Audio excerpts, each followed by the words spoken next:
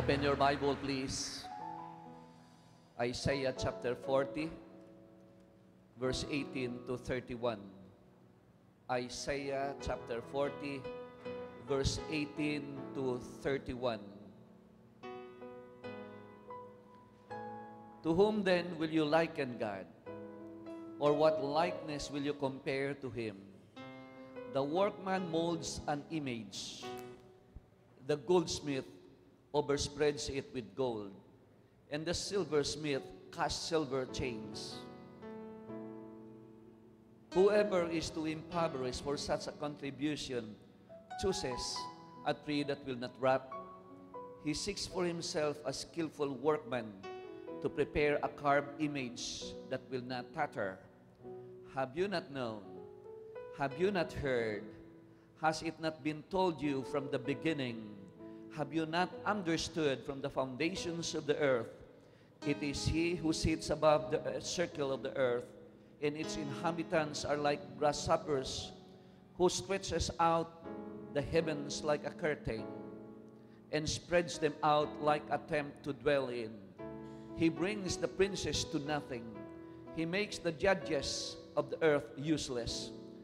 Scarcely shall they be planted, scarcely shall they be sown, scarcely shall their stock take root in the earth, when He will also blow on them, and they will wither, and the whirlwind will take them away like stubble. Verse 25, to whom then will you liken me? Or to whom shall I be equal? Says the Holy One. Lift up your eyes on high, and see who has created these things. Who brings out their host by number? He calls them all by name.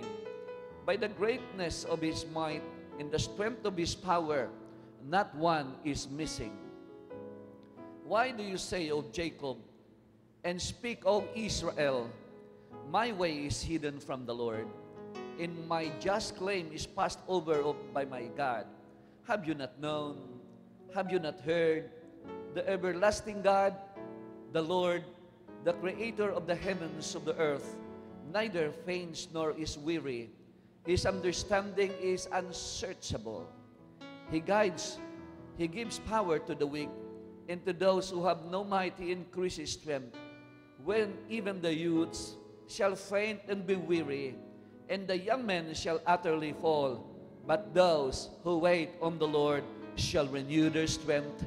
They shall mount up with wings like eagles. They shall run and not be weary.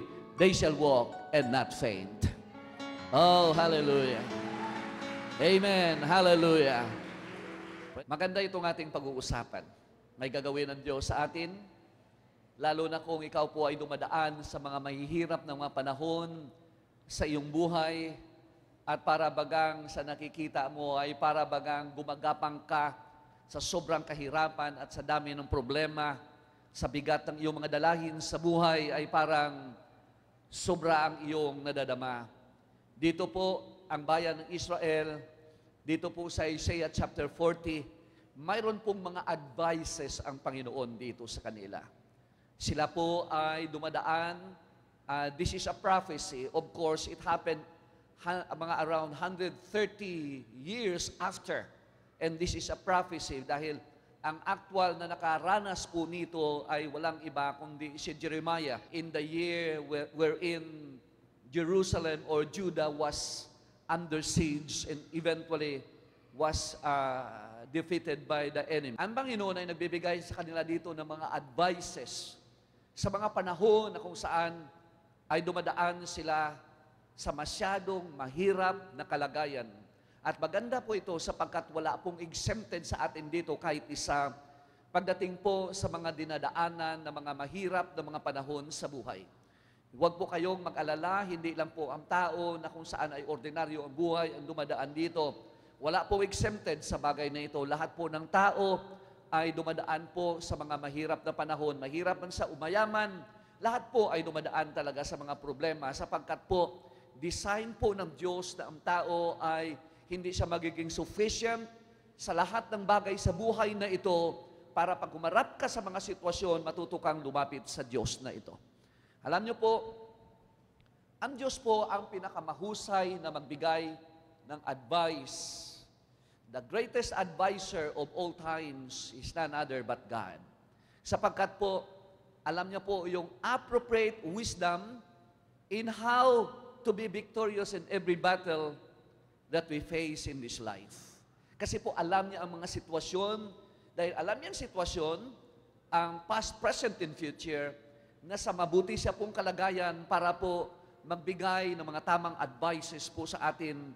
At ang kanyang mga advices, lahat po yan magaganda. Sapagkat ang plano po ng Panginoon, kasama doon sa kanyang advice, in line always with His good plans sa buhay po natin. Ito po ang kanyang mga payo sa kanyang mga tao. At ang kanyang plano sa atin lagi ay laging maganda. Kaya nga po, parang nakapagtataka kung isipin mo na parang napakaraming mga tao na parang ayaw lumapit sa Diyos. Para bang akala natin ang Diyos ay corny, ang Diyos ay wala siyang planong maganda sa atin. Ngunit hindi lang natin alam na ang kanyang plano sobra ganda talaga. Hindi nga po yan halos makontain ng ating puso at kaisipan ang mga magagandang mga plano po ng Diyos. Pero pag introduce mo ang Diyos sa tao, ay parang umaayaw sila. Ako po, yung mga kaibigan ko, pinipilit ko na maabot sila sa ating Panginoon. Ako po ay nag-share, ako po ay nag-Facebook, nag-email ako sa aking mga kaibigan, lalo na po yung mga classmates ko dati, at saka po yung mga kaibigan na wala po sa gawain ng ating Panginoon. Pero pag nagsimula na ako, pagdating sa salita ng Diyos, o pagdating sa Panginoon na ito, pag ako'y nagsimula na, napapansin ko po, parang unti-unti, parang ayaw na nilang mag-communicate sa akin. Kasi po, ang tao ay masyado siyang diehard sa kanyang religion, hindi siya diehard sa Diyos na ito. Kaya natatakot ang tao na baka mawala siya sa kanyang religion. Ang hindi niya alam, hindi naman ang kanyang grupo ang kailangan niya sa buhay na ito. Isa lang ang kailangan ng tao sa buhay na ito at walang iba kundi ang Diyos na may likha ng lahat ng bagay. Ang early church, wala silang religion. Baka sabihin mo ang Catholic Church, no. Ang Catholic Church po ay nagsimula ng around 320 AD. Nang ito po ay gawing official religion po ng Roman Empire sa ilalim po ni Constantine. And that was in 320 AD. Kaya nga po tinawag siya na Roman. Okay? Ang Kristyanismo nanggaling po sa Jerusalem, hindi po nanggaling sa Rome. Amen ba? Kaya tinawag silang Roman Catholic sapagkat po doon nagsimula ang Katolisismo. At yun po ay nangyari mga close to 300 years na ang Kristyanismo na magsimula ang Katolisismo. At ang tao naging diehard sa kanyang religion. Nakalimutan niya sa buhay na ito na ang dapat niyang kapitan sa buhay na ito ay walang iba kundi ang Diyos mismo, ang Diyos ng banal na kasulatan. Kaya umaayaw sa Panginoon sapagkat sa paningin niya, nati-threaten ang kanyang religion. Parang sa paningin niya, baka mawala ang kanyang religion. Mawala ng lahat, wag lang mawala ang Diyos sa iyo. Pagkat kung ang Diyos ay nasa iyo ang lahat ng bagay sa buhay na ito. Amen. Now, ito ang plano ng Diyos sa atin. Magaganda na mga plano ng Diyos sa buhay natin. Pero, when we fail Him, halimbawa po, we fail Him, and well, from time to time, wala naman pong taong na hindi po nagkakamali. Why? Sapagkat imperfect vessel. Ay siya man po ay bagong Kristiyano, matagal na Kristiyano, pastor, ano man siya, ano man ang kanyang posisyon, nagkakamali po yan. Sapagkat ang posisyon ng tao ay hindi ito nagiging dahilan para ang tao ay hindi magkamali. Lahat tayo ay nagkakamali sapagkat po ay imperfect vessel po tayo lahat-lahat. Kaya po, dito natin kailangan ang biyaya po ng Diyos. At kung tayo ay magkamali, ang maganda po nito ay, mga kapatid, ay although we suffer the consequence, ngunit ang maganda po ay, ang Diyos ay hindi umaalis sa atin. Throughout our ordeal, the Lord is just around, watching us and telling us, I will never leave you. Amen ba? Hindi ko mo nagkamali ka, iiwanan ka ng Diyos. Hindi po ganoon ang Diyos. Amen ba? Magpapatuloy sa buhay mo, sapagkat ito ang gusto ng Panginoon. Pag pinabayaan niya tayo, ubos tayo pong lahat-lahat. Walang makakasurvive sa atin pag iniwanan tayo ng Diyos sa buhay na ito. Kaya po, mga kapatid, dito po sa aklat ni Propeta, God revealed to His prophet what His people would undergo later on, of course, at iyon ay nangyari po sa kapanahunan ni Jeremiah na siyang sumulat po ng Lamentation. Ipinakita po ng Panginoon ang grabing dadaanan ng bayan ng Diyos. They would suffer terribly. They will be shamed by their enemy and defeated. At ang horrors po na dadalhin ng siege sa kanila ay hindi po biro, na sila po ay makikita nila ang mukha ng sobrang kahirapan na hindi pa nila nakita sa tanang buhay nila, ay makikita nila sa kapanahon ng kanilang pagkatalo sa kanilang kalaban. Ang gutom na hindi pa naranasan ng bayan ng Israel, kahit nang sila ay nasa Egypt, nang sila ay slave, they were slave for 400 years in Egypt, pero hindi sila nakaranas ng grabing gutom na kung saan ay inabot nila ng panahon na kung saan ay tinalo sila po ng kanilang mga kalaban. At to give you just an example of the kind of famine they were undergoing at the time, ay ang mga nanay na kung saan alam natin talagang ito sila ang talagang nagtatanggol sa mga bata. Sila ang talagang nagmamahal ng todo. Pero pagdating ng grabing kapanahunan doon sa bayan ng Israel, sa Book of Lamentation, niluluto ng mga babae ng mga nanay ang kanilang mga anak at kinakain nila ang kanilang mga anak. So, hindi biro ang kanilang mga dinaanan. So, because of this, the horrors of the siege and defeat have dashed and crushed all hopes. They saw nothing good about their future. They saw the future as a bleak future. Very dark. Wala silang makita na maganda sapagkat ang kanilang nakita ay puro kasamaan dahil sa kanilang kalagayan at kanilang dinadaanan. At mga kapatid, nasisipayo ang kanilang mga puso. Ito ang dahilan kung bakit po na si Jeremiah sa Book of Lamentation, ang sabi niya, ang aking mga mata ay punong-puno ng tubig, punong-puno ng luha. Hindi siya makakita sapagkat sa sobrang pigati na nangyayari sa kanyang puso, nakita niya ang isang bayan na dati ay talagang sobra ang kayamanan, sobra ang kanilang kasaganaan, but now nakikita nila gumagapang sa hirap ang bayan po ng Diyos. This was the condition of God's people when God stepped in. Ito po ang kanilang kondisyon nang ang Diyos ay pumasok sa eksena. Mahirap na kalagayan.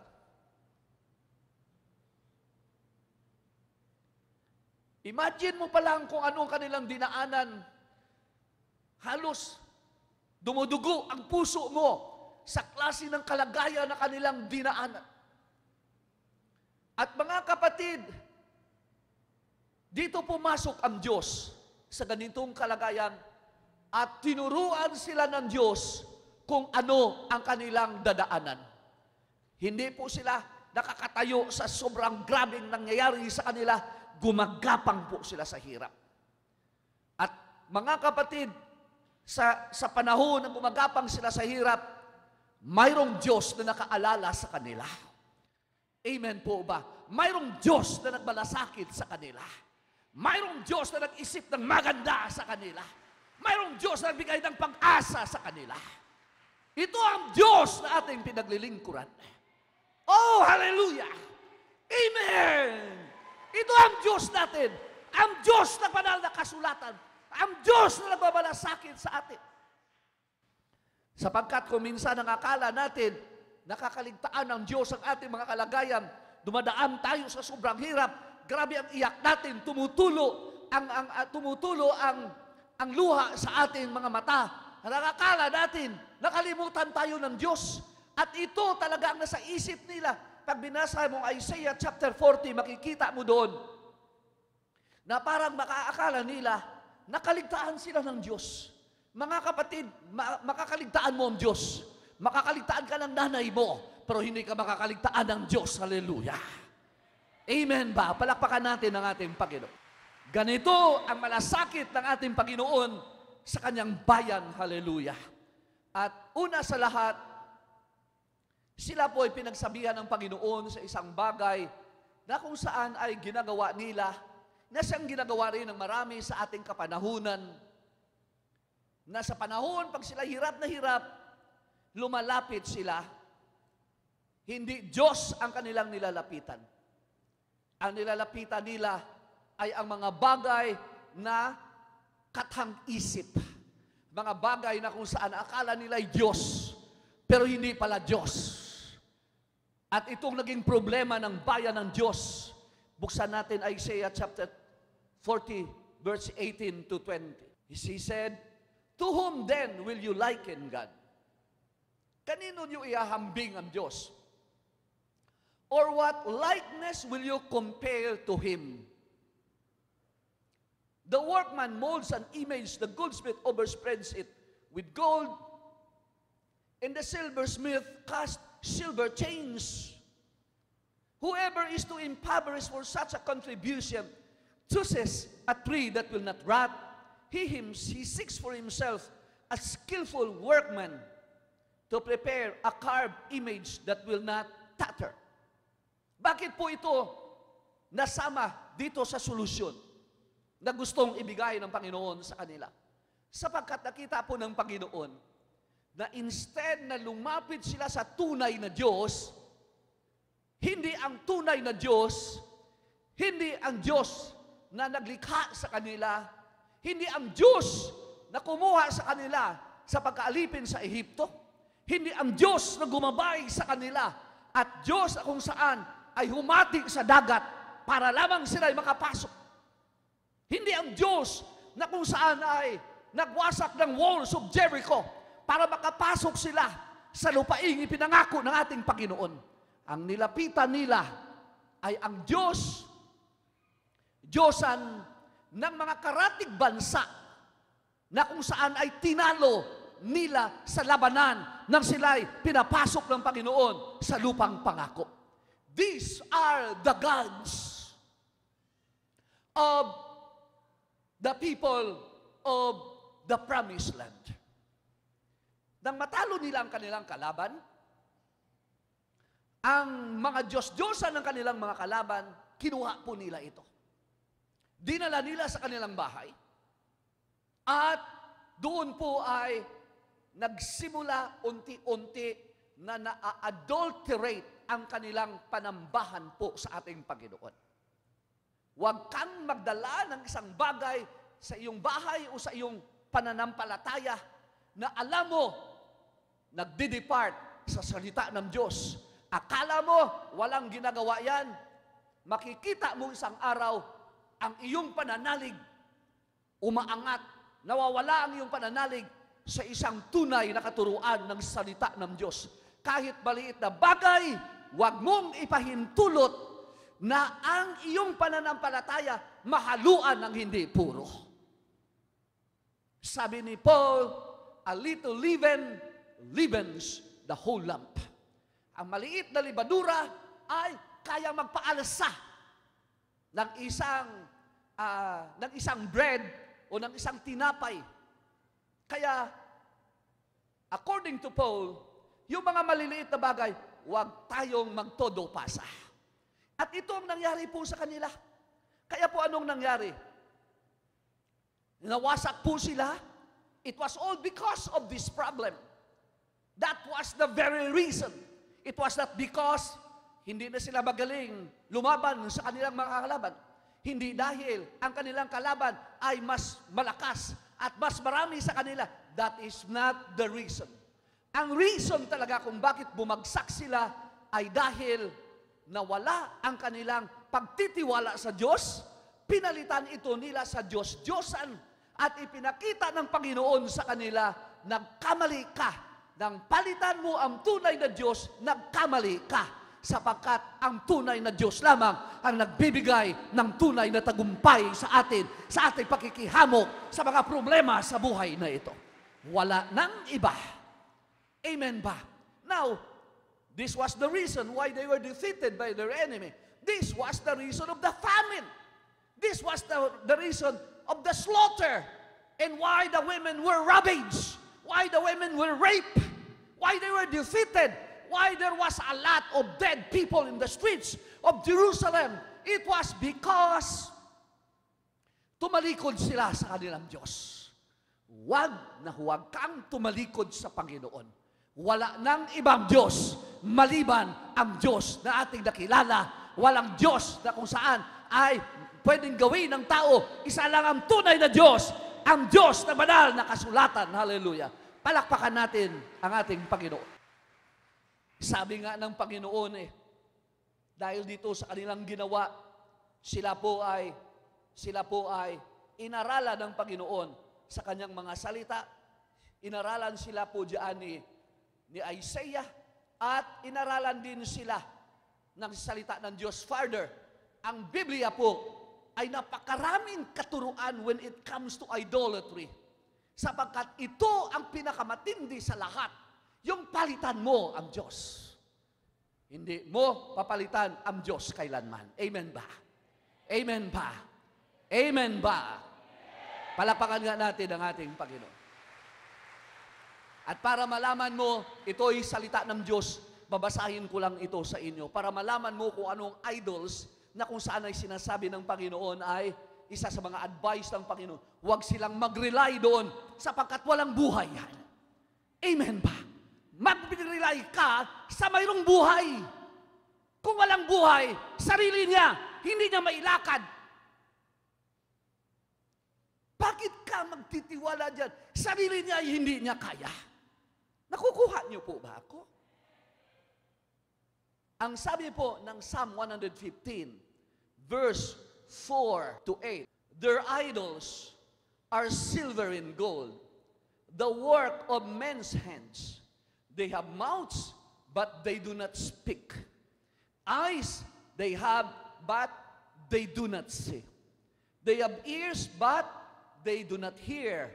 Noses they have, but they do not smell. Ito ba ang lalapitan mo? Ha? Dalangin ko mabuksan ng Diyos ang ating pangunawa sa bagay na ito. Pati ang mga tao nanonood sa atin sa television. Dalangin ko mabuksan ang pangunawa natin. Sambayan ng Pilipino ay mabuksan tayo ng mga bagay na ito hindi ayon sa kalooban ng ating Panginoon. Ano ito sila, ang mga klase na kung saan ay ginagawa natin na nagdadala ng kapigatian instead ng blessing sa ating mga buhay. Ang sabi po dito, ulitin ko, verse 4, their idols are silver and gold, the work of men's hands. They have mouths, but they do not speak. Eyes have they, but they do not see. They have ears, but they do not hear. Noses they have, but they do not smell. They have hands, but they do not handle. Feet they have, but they do not walk. Ay, nako. Dalangin ko talaga kung mayroon ka nito at yan ang pagtitiwala mo, that the Lord would open your spiritual eyes that you may see the Word of God, and God's Word will have a breakthrough, particularly in this area, will have a breakthrough in your spirit. Sapagkat hindi mo lang alam, pinagtatanggol yan ng ibang religion. Ngunit mga kapatid, huwag natin ipagtanggol ang bagay na magdadala ng kasawian, magbibigay ng kabiguan, magdadala ng defeat sa buhay natin, ipagtanggol natin ay ang salita ng Diyos. Kahit anong mangyari, dito tayo salita ng Diyos. Hindi tayo ipapahamak ng Panginoon sa kanyang mga salita. Amen. Look at this. Sabi ng Panginoon, they have hands, but they do not handle. Feet they have, but they do not walk. Mayroon silang paa, ngunit hindi sila makakalakad. Kaya ang gagawin mo, ipapasan mo siya at ililibot sa kabit kung saan-saan kalye. Kasi hindi nga siya makalakad eh. Ha? Sobra naman, iyan ang pinaniniwalaan mo ang Diyos. Dalangin ko talaga mabuksan ang ating pangunawa sa bagay na ito. Sabi doon, nor they mutter through their throat, those who make them are like them. Sino mang gumawa sa kanila, magiging katulad nila. So is everyone who trusts in them. Ikaw na gumawa at ikaw nagtiwala, magiging katulad ka sa kanila. Ano sila?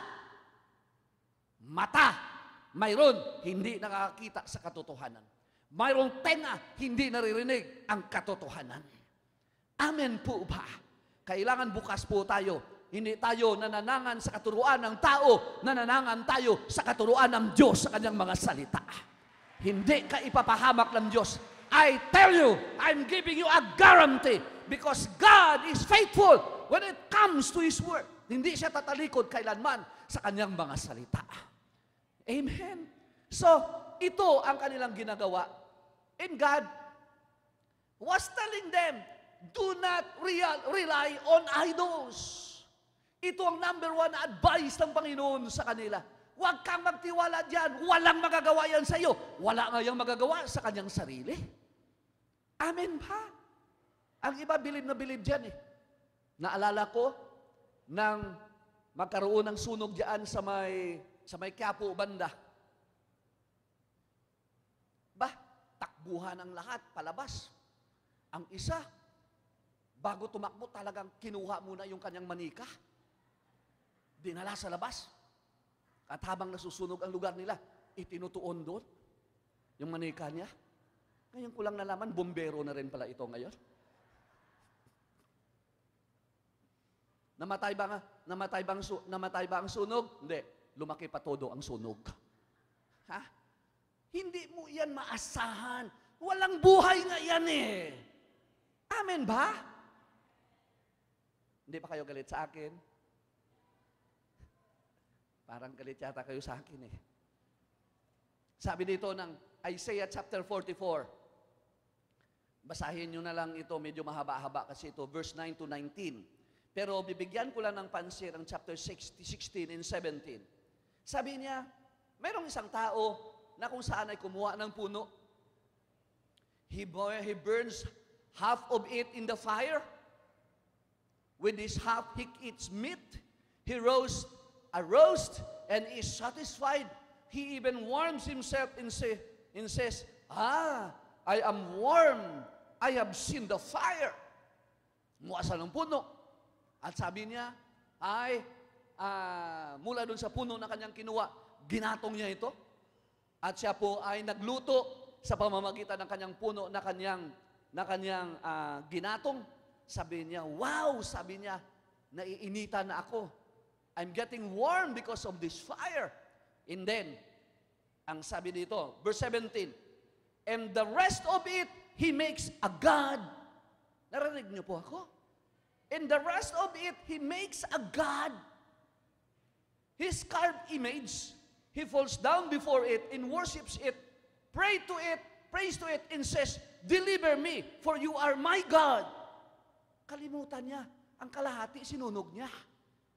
Nakukuha niyo po ba? Nakalimutan niya, ang kalahati ng kanyang niluluhuran, sinunog niya. At ang kalahati na naiwan, niluhuran niya. Grabe naman kabulagan ng tao. Nakukuha niyo po ako? Nakalimutan niya. Ang sabi nga dito ng Biblia, verse 19, and no one considers in his heart, nor is there knowledge, nor understanding to say, I burn half of it in the fire. Sinunog ko ang kalahati niyan. Sabi niya, yes, I have also baked bread on its coals. I have roasted meat and eaten it. And shall I make the rest of it an abomination? Bulag ka pag hindi mo nakita ito. Amen ba? Maliwanag naman ang sinabi ng Panginoon. Ang sabi ng Panginoon ay, nang makakuha siya ng isang kahoy, ng isang puno, ang isang bahagi niluto, sinunog niya, na warm siya, at siya ay nakaluto, at ang kalahati nito, he makes an image out of it, and then, he bowed down before that half, and prayed to it, and says, "You are my God, deliver me." Hindi niya napansin, yung kalahati, nagluto na siya doon ng sinigang niya, nagluto na siya ng kung ano-ano, tapos yung kalahati na naiwan, niluhuran mo. Amen ba? Kaya po mga kapatid, ang Panginoon nagre-resist sa bagay na ito. Itong Isaiah chapter 44, niluhuran niya. At itong ginagawa ng bayan ng Israel, niluhuran nila ang isang bagay na kung saan ay hindi totoong Diyos. Ang luluhuran mo lang ay totoong Diyos. Amen po ba? Ang tuhod mo ay para lamang sa Diyos. Oh, salamat sa Panginoon. Amen po ba? Amen ba? Amen! Amen! Tuhod mo ay para lamang sa Diyos. Panalangin mo ay para lamang sa Diyos. Kaya, sabi ng Panginoon, do not rely on idols. Sinaway sila ng Panginoon, ng bayan ng Israel. Do not rely on idols, sapagkat instead ng lumapit sila sa totoong Diyos, sa idol sila lumalapit. At wala silang mahihita dyan. Kaya nga, ipinaparating ng Panginoon sa kanila, para sila ay makabangon sa kanilang kalagayan. Huwag yan ang lapitan mo. Ang lapitan mo ay totoong Diyos. Kahit gumagapang ka, kaya kang itayo muli ng Diyos. Pag sa Diyos ka lumapit sa buhay na ito. Amen! Pangalawa, ang sabi ng Panginoon, Isaiah chapter 40, verse 30, sabi ng Panginoon, even the youths shall faint and be weary, and the young men shall utterly fall. Ang ibig sabihin nito ay, sinasabi ng Panginoon, do not also rely on the flesh. Sa makakaya ng tao. Sa kakayanan ng tao. Bakit po? Very limited. Sabi nga ng Panginoon, the flesh profits nothing. Wala kang makikita dyan, ang sabi ng Panginoon. It has a very limited strength. Nakakatakbo siya, nakakalakad siya, pero very limited ang kanyang makakaya. In other words, not reliable. Kaya, mga kapatid, itigil din natin ang pagtitiwala natin sa kakayanan ng ating kapwa. Kasi kung minsan, kung may mga problema tayo, para bagang naghahanap ka kung sino yung mauutangan mo. That is relying on the flesh. Okay? Naghahanap ka kung sino yung makakaahon sa iyo sa iyong kalagayan. Sino kayang kamag-anak? Ha? Sino kaya ang pwede mong malapitan? That is relying on the flesh. Sa ngayon, kung iyan ay ginagawa mo, payo ko sa iyo, unti-unti mong ibalik ang pagtitiwala mo sa ating Panginoon. Mabibigo ka sa tao. Totoo yan, mabibigo ka sa tao. Sa nanay mo, mabibigo ka. Kasi may limitation yan eh. Ha? Kahit anak ka, mahal na mahal ka ng nanay mo, subukan mo, magkaroon ka ng asawa at wala kang ginawa, kundi sumandal sa nanay mo. Sa primero, okay lang yan. Pero pagdating ng panahon, makakarinig ka talaga. Pwedeng hindi ka makakarinig. Tao kasi po yan eh. Amen ba? Kaya nga, kung ikaw naman ay lalaki, magsumikap ka sa buhay. Huwag ka magtiwala lang na si Mrs. lang lagi ang maghanap buhay. Kasi po ay para bagang sa ating panahon ay parang nagbabaligtad ang panahon eh. Kung mapansin nyo, yung mga babae, ang sisipag. Pag pumunta ka sa ibang bansa, ang mga nagtatrabaho ng todo doon, mga babae. Nasaan ang mga tatay? Andun sa bahay, anong ginagawa? Yun, no?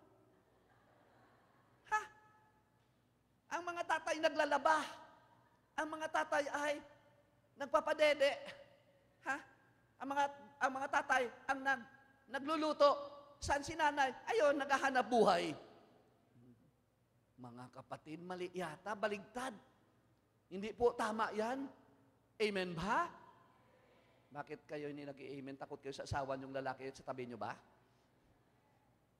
Mga kapatid, okay yun, magtrabaho si misis. May mga babae talaga na masisipag magtrabaho. Anointed magtrabaho. Huwag ka naman na ikaw ay umupo samantalang si misis mo ay nagtatrabaho ng todo. That is relying on the flesh. Kailangan magtrabaho rin po tayo. Nang ako po ay nang ikasal kami noon ni Sister Baby, alam niyo po, ay sabi nga ng iba baka wala naman akong kinikita dahil wala naman daw akong trabaho. Ay bakit ako mag-aasawa? Sabi ko, sino may sabi na na hindi ako nagtatrabaho? Kung sa trabaho, marami akong trabaho. Wala lang akong sweldo. Kasi sa ministry po ako Alam niyo naman, ang trabaho sa ministry, katutak talaga. Ha? Kung sa trabaho, marami akong trabaho. Wala lang sweldo. Kaya nang ikasal kami ni Sister Baby, nanalangin talaga ako. Kasi siya ay may trabaho may sweldo pa. Ako may trabaho. Tiway lang. So nanalangin talaga ako. Lord, sabi ko, ayoko ng ganitong buhay. Gusto ko ako ang nagpapakain sa aking pamilya. Hindi ako pinapakain ng asawa ko. Amen? Bakit parang hindi na kayo maka-amen sa akin? At alam niyo po, answered prayer ako. Isang araw dumating Sister Baby sa bahay. Sabi niya, Daddy, nag-resign na ako. Wow, praise the Lord. Amen? Kasi po, iyon ang panalangin ko Hindi siya magpapakain sa akin. Ako ang magpapakain sa kanya. At pinipigilan ko lang yan sa pagkain. Dahil baka tumaba ng todo. So, mga kapatid, stop relying on the flesh. At sinasabi dito, sapagkat mayroong limitation po ang laman o ang flesh, mga kapatid. And then, pangatlo, ang sabi diyan sa Isaiah chapter 40, verse 21 to 29. Sabi dito ng Panginoon, have you not known? Have you not heard? Has it not been told you from the beginning? Have you not understood from the foundations of the earth? It is He who sits above the circle of the earth, and its inhabitants are like grasshoppers, who stretches out the heavens like a curtain, and spreads them out like a tent to dwell in. He brings the princes to nothing. He makes the judges of the earth useless. Scarcely shall they be planted, scarcely shall they be sown, scarcely shall their stock take root in the earth, when He will also blow on them, and they will wither, and the whirlwind will take them away like stubble. To whom then will you liken me? Sabi ng ating Panginoon.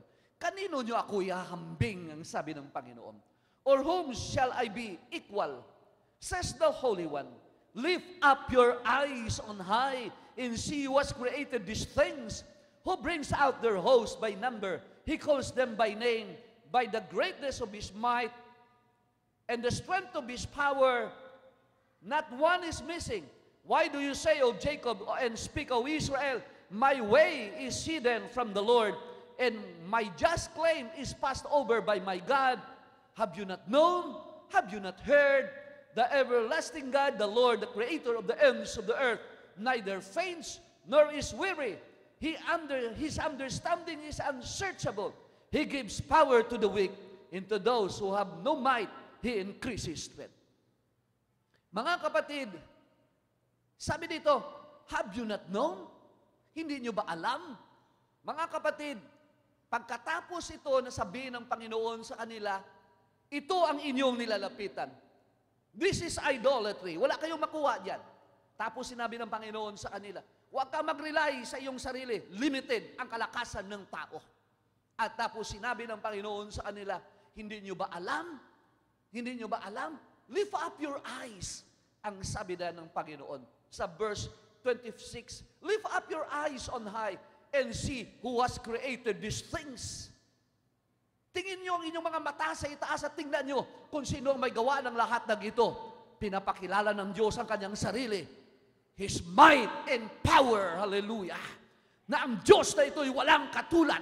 Ang Diyos na ito may likha ng lahat ng bagay. Kaya sinasabi ng Panginoon, hindi nyo ba alam? So the Lord was telling them, destroy ignorance. Amen po. Ha? Sirain nyo ang kamangmangan sa Diyos na ito. Sirain nyo, destroy ignorance over your life. Kailangan makilala nyo ang Diyos. Mga kapatid, kaya sila nagkakaganyan.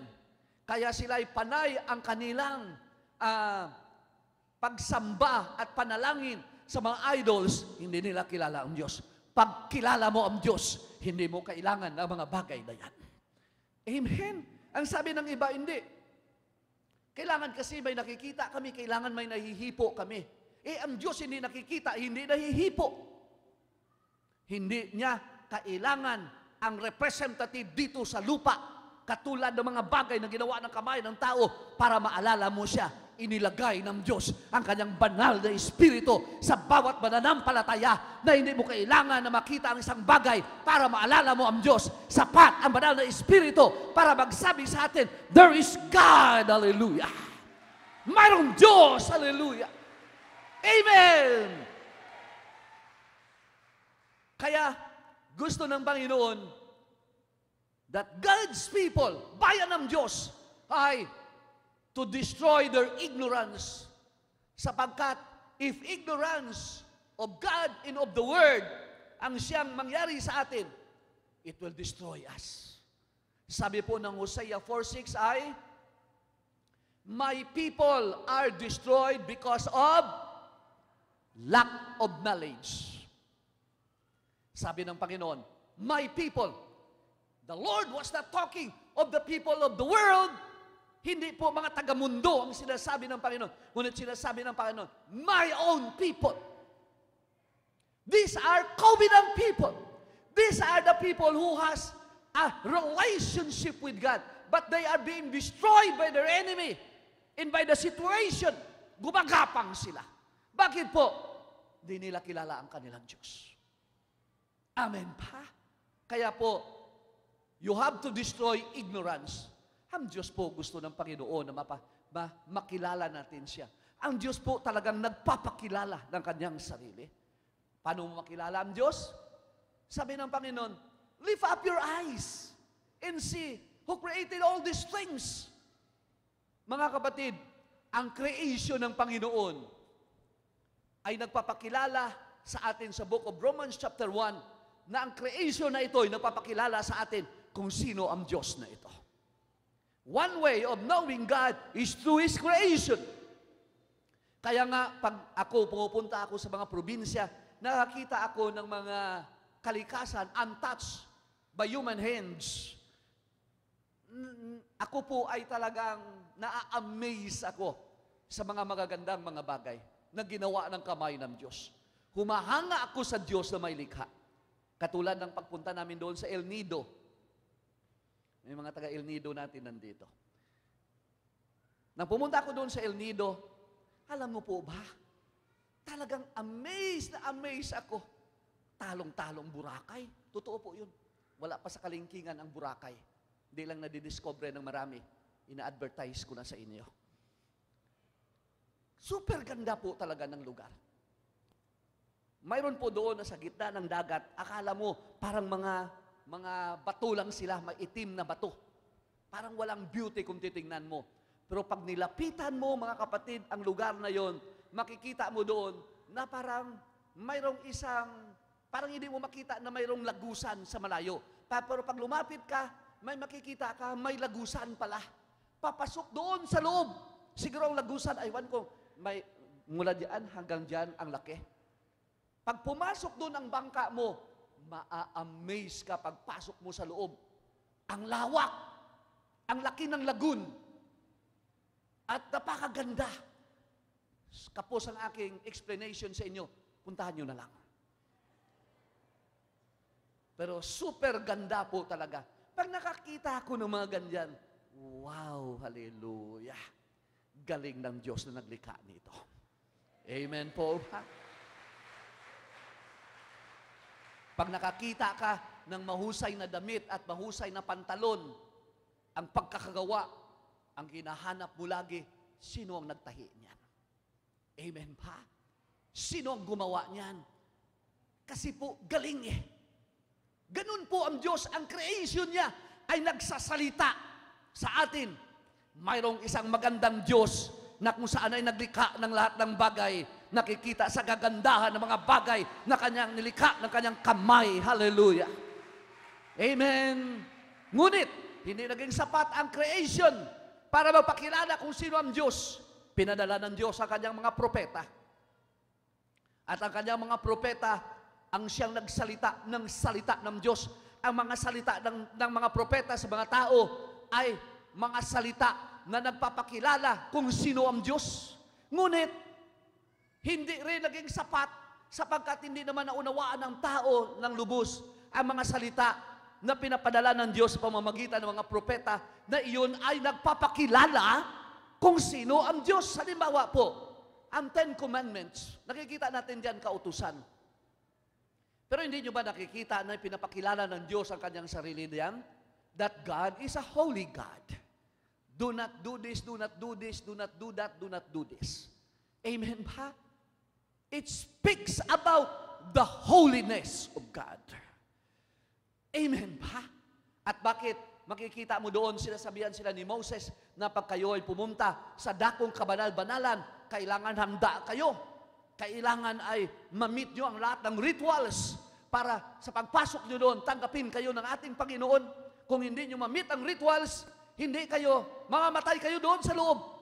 Nakikita natin doon ang mga rituals, maraming mga pasikot-sikot para lang makaptao ang pari, makapasok sa loob.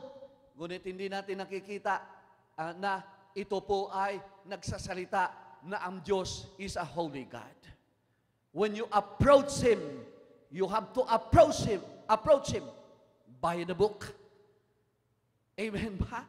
Na kailangan paglapit mo sa Kanya, siguraduhin mo lamang katanggap-tanggap ka sapagkat hindi siya tatanggap sa isang taong makasalanang lalapit lang basta-basta sa Kanya.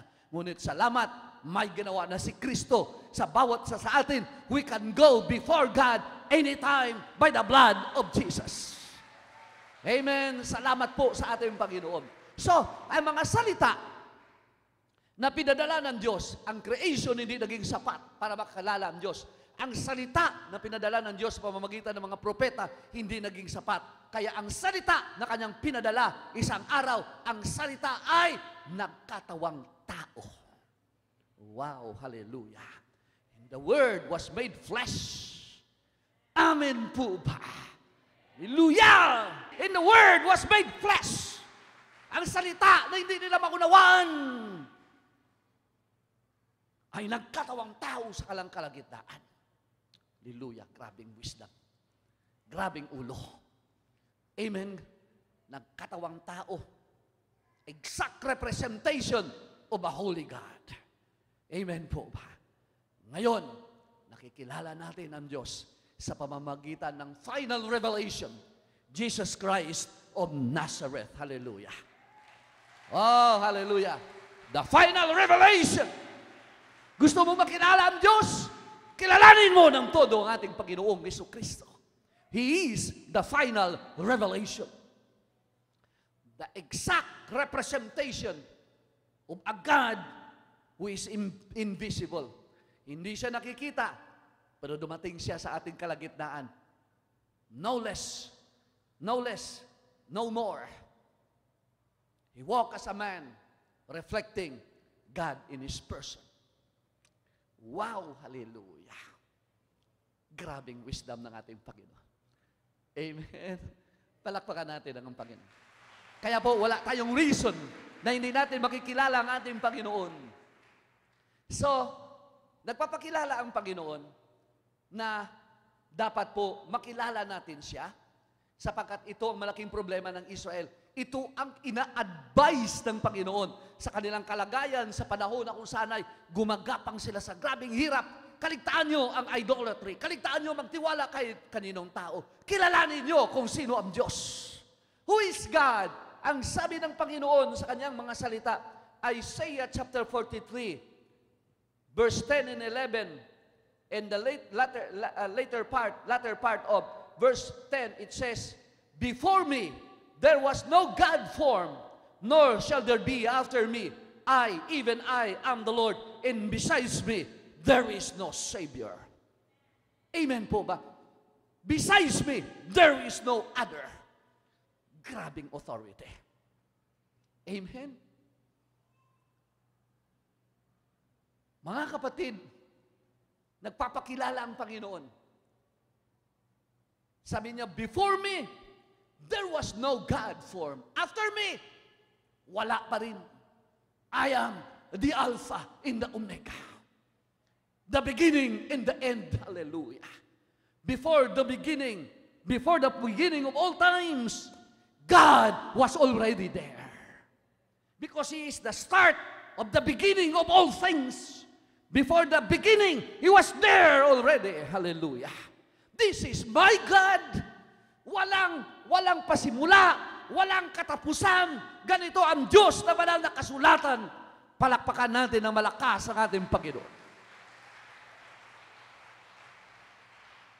He's the creator of all things. Makapangyarihan ng Diyos. Kaya nga, mga kapatid, pagkatapos niyang maipakilala ang kanyang sarili, na sabi niya diyan, ang wika niya diyan, sa chapter 40, verse 25, sabi niya, To whom then will you liken me? Or to whom shall I be equal? Then sinabi niya, Have you not known? Sabi niya. Hindi niyo ba alam? Sabi niya. Hindi niyo ba siya kilala? Ang sabi ng Panginoon. Sabi niya dito sa verse 29, He gives power to the weak, and to those who have no might, He increases strength. Even the youth shall faint and be weary, and the young men shall utterly fall. But those who wait on the Lord shall renew their strength. Hallelujah. Hallelujah! Amen! Pang-apat na payo niya, wait on the Lord. He destroyed idolatry. He destroyed reliance on the flesh. He revealed Himself that He is a mighty God and there is no one like Him, incomparable. And then He said, wait on the Lord. Hallelujah. Amen po ba? Wait on the Lord. Ibig sabihin, hope in the Lord. Trust in the Lord. Hallelujah. Sa Kanya ka magtiwala. Pag nagtiwala ka sa Kanya, may gagawin ang Diyos na ito sa buhay mo. Hanguin ka ng Diyos sa isang mahirap na kalagayan. Amen! Bakit po mga kapatid? Ang sabi niya, wait on the Lord. They that wait on the Lord shall renew their strength. Tinuturuan niya ang bayan niya. Ang bayan niya na gumagapang sa grabing kahirapan. At ito'y sa kapanahunan ng Jeremiah. Jeremiah saw it and he experienced it. It was not a prophecy, especially the book of Lamentation. It was a personal experience. Nakita niya ang devastation of God's people because of idolatry. And God was telling them, ito ang kalagayan nyo. Itong sinasabi dito ni Isaiah, iyon ang tinutukoy niya. Ang kapanahunan ng Lamentation, sinasabi niya, ganitong kalagayan nyo, hirap na hirap kayo, gumagapang kayo, wala kayong makapitan, wala. Sabi ng Panginoon, wala kayong makapitan, lahat ay hindi reliable, ang sabi ng Panginoon.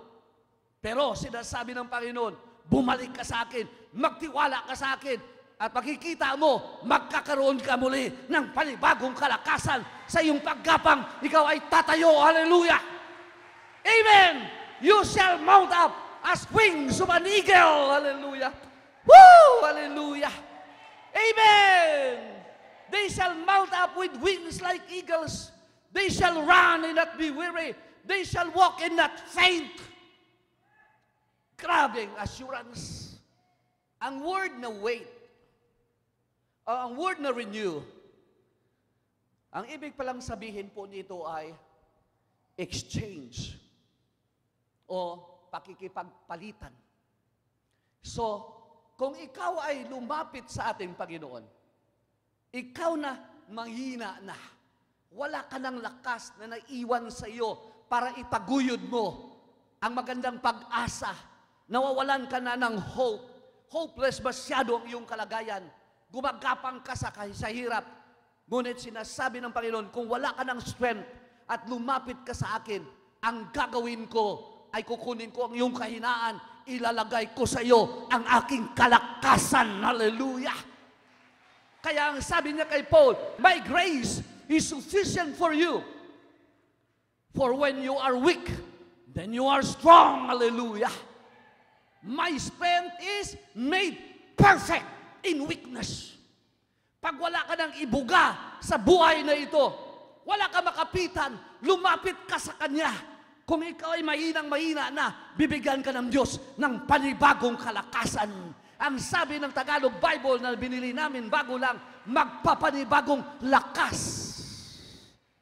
Amen. Magpapanibagong lakas ka. Kahit anong bira ng sitwasyon sa iyo, hindi niya na ikaw kayang tumbahin pa. Because you operate no longer in the power of your own flesh, but you operate now in the strength of God Almighty. Amen po ba? The grace of the Lord is working mightily in your life. Hallelujah. Woo! Hallelujah. Amen! Katulad po, halimbawa, nasabi ko ito na illustration, yung bagging. Ang bagging, alam mo po, alam natin, kaya nitong abutin ang mataas na mataas. Yung mataas na puno, kaya nito pong abutin. Pero, kailangan mayroon siyang puno na niyayakap. Hayaan mo siya sa kanyang sarili, gagapang siya sa lupa. Wala siyang kakayanan upang tumaas ang isang baging. Niwala po kayo sa akin? Ganun po ang vine. Wala siyang kakayanan para tumaas siya ng todo. Gagapang lang siya sa lupa. Hanggang may makapitan siya. At pag ang kanyang makapitan ay malakas, kahit gaano kataas ang naaabot ng puno na yan, maaabot yan ng baging. Mga kapatid, sa buhay na ito, pag ikaw mag-isa katulad ng baging, hindi natin maaabot ang mga matataas na mga bagay na gustong abutin ng Diyos sa buhay natin. Pero mga kapatid, if we wait on the Lord, pag tayo ay mag-antay sa Panginoon at magtiwala sa ating Panginoon, ang sabi dito ng salita ng Diyos, they that wait upon the Lord shall renew their strength. Mga kaibigan, sa buhay na ito, pag kumapit ka sa isang mas malakas sa iyo, mga kapatid, ang malakas na yan ay walang iba kundi ang ating Panginoon. Habang nakayakap ka dyan sa ating Panginoon, mga kapatid, kahit dati ikaw ay gagapang-gapang lang sa lupa na ito, para bagang ikaw ay parang napahiya ka na marami sa buhay na ito. Pero pag yumakap ka sa ating Panginoon, ang gustong maabot ng Diyos mo sa buhay ay sasamahan ka ng Panginoon. You will reach greater heights in the ministry. You will reach greater heights even in your personal life. Amen. As you wait upon the Lord, because your strength will be renewed. Amen po ba? Your strength will be renewed. Hallelujah. As out of the dust on the ground you crawl, you can reach greater heights. Wow, hallelujah. Hindi ka lang pala hahanguin ng Diyos sa iyong mga problema. Marami ka pang maaabot na magagandang kalagayan sa buhay. Amen po ba? Wait upon the Lord. They that wait upon the Lord shall renew their strength. Shall exchange strength with God. Kasi po, anuman ang ating mga kahinaan, pag ilapit natin sa Panginoon, pinapalitan ng Panginoon ng kalakasan. One day, naalala ko, yung mama na mayroong withered hand, nandun sa synagogue, at sinabi ng mga Pharisee sa ating Panginoon, na, is it lawful to heal someone during Sabbath? Sinabi ng Panginoon sa kanila, kung ang inyong asno, ang tupa nyo nahulog sa butas, panahon ng Sabado, Sabbath day, ito ba'y inyong pababayaan? Hindi sila makasagot lahat, sapagkat ang sagot nila, of course, kanilang kukunin ito. Sabi ng Panginoon sa kanya, sabi ng Panginoon sa tao, stretch out your hand. Anong sinasabi niya? Stretch out your hand. Hindi po ang healthy hand, kundi ang hand na kung saan ay crippled. Stretch out your hand. Bigay mo sa akin yung mahinang bahagi ng katawan mo. Amen po. When they stretch it forth to Jesus, biglang dumating ang kalakasan. Muli ay bumalik ang kalakasan sa kanyang kamay.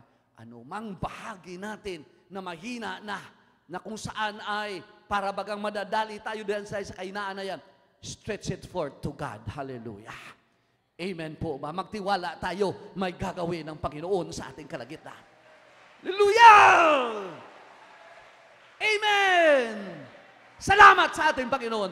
Palakpakan natin na malakas ang ating Panginoon. Hallelujah! Amen! Ulitin ko, out of the dust you crawl, you can reach greater heights. Ulitin ko, out of the dust you crawl, you can reach greater heights.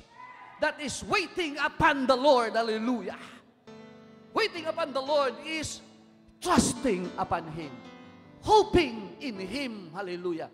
Where do you put, where do you place your hope?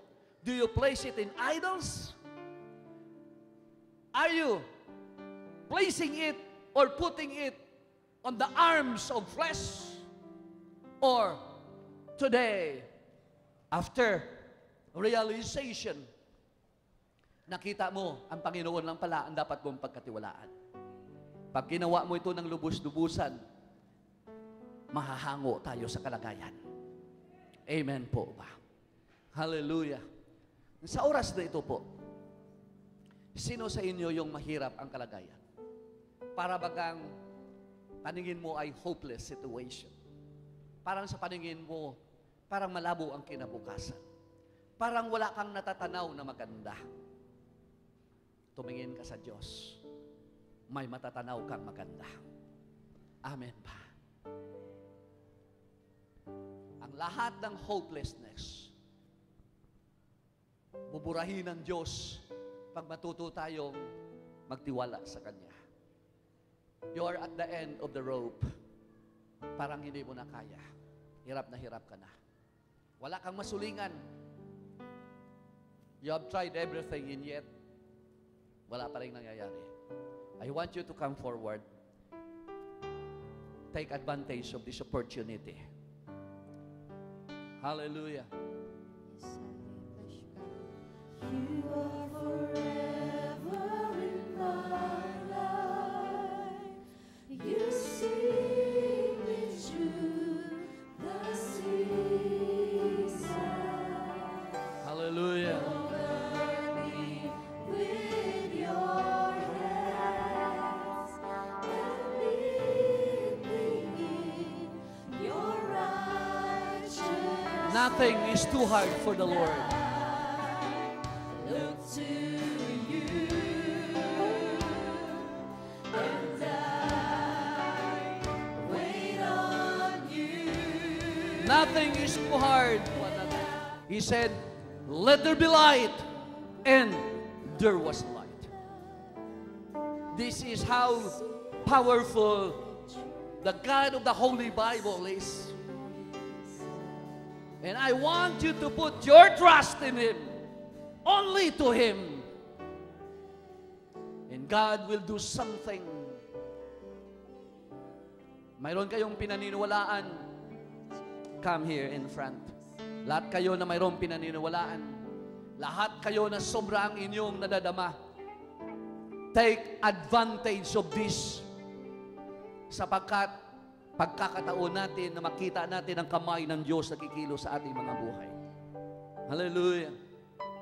Yes. Cover me with your hands and Lead me in. your Hallelujah. righteousness. Look to you. Thank you, Lord.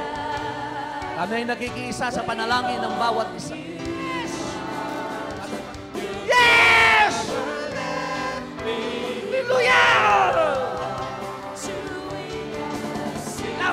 ginagawa mo sa buhay ng tao.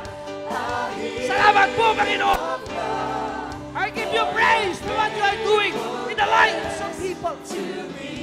Buhayin mo lang. Hallelujah. Breathe life. Breathe life. Release life.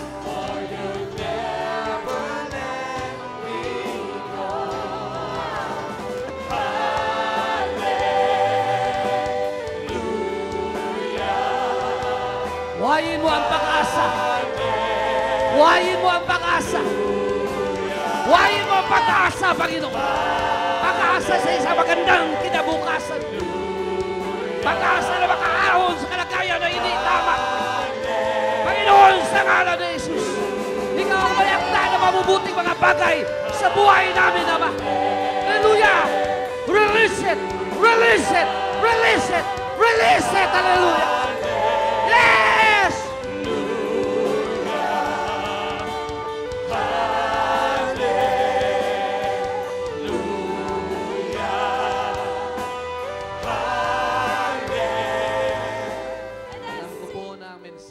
Breakthrough sa marami po dito sa atin. Ibalik lang ang pagtitiwala sa Panginoon. Walang imposibleng mga bagay. Sila'y nandoon sa kalagayan na gumagapang sila sa grabing kahirapan na kanilang dinadaanan. And it happened during the time of Jeremiah. He was an eyewitness. He experienced the horrors of the siege and the result of defeat of God's people.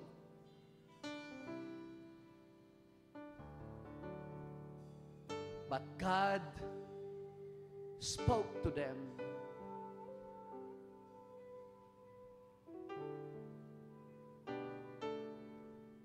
Actually, sinabi ng Panginoon kay Jeremiah, God is faithful. Amen. God is faithful. Di siya tatalikod sa iyo. Di siya tatalikod sa iyo. Amen. Ito ang Diyos po natin. Hindi siya tumatalikod.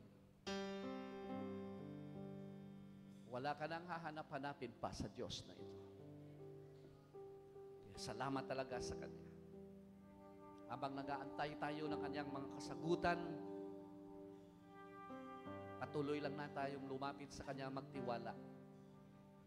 Dahil sinabi niya that they that wait upon the Lord shall renew their strength.